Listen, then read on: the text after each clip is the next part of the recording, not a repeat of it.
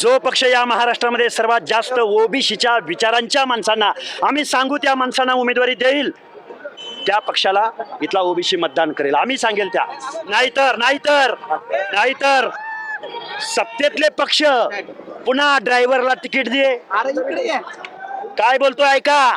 पुन्हा सांग कामे आणि मान डोलवणाऱ्याला जर तिकीट देणार असतील तर ओबीसी अजिबात हे चालू देणार नाही. कोणत्याही पक्षानं अशी भूमिका घेतली नाही, स्पष्ट केलं नाही निवडणुकांना अगोदर की आम्ही ओबीसीला देणार. तर मग तुम्ही ओबीसी तर्फे उमेदवार उभं टाकणार का? जसं जरांगे पाटील स्पष्टपणे सांगतात की आम्ही मराठीचे उमेदवार देणार. आम्ही ओबीसीचे उमेदवार देणार आणि ओबीसीच्या हक्क अधिकाराची भाषा बोलणारी माणसं या महाराष्ट्राच्या विधानसभेत पाठवणार. महाराष्ट्र कोणाच्या बापाची मक्तेदारी नाही तर 18 पगड जातीच्या छत्रपती शिवरायांच्या रयतेचं राज्य हे आम्ही येऊ घातलेल्या विधानसभेच्या निवडणुकीत निश्चित दाखवू. सरपंच सुद्धा होऊ देणार नाही असं तुम्ही सांगितलेलं आहे. शरद पवारांना जर ओबीसीचं दुःख कळालं असतं तर ते 2-4 वेळा देशाचे पंतप्रधान झाले असते असं म्हटलं आपण. काय म्हणेल? निश्चित.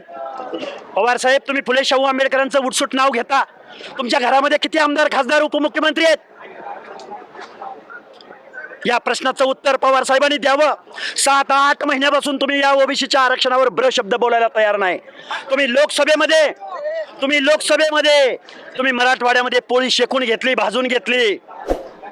जर माझ्या ओबीसी मधला एखादा मायक्रो घटक असेल आणि त्याला निवडणुकीमध्ये त्याचं उपद्रव मूल्य दाखवता येत नसेल तर त्याचं आरक्षण काढून घेणार पवार साहेब तुम्ही.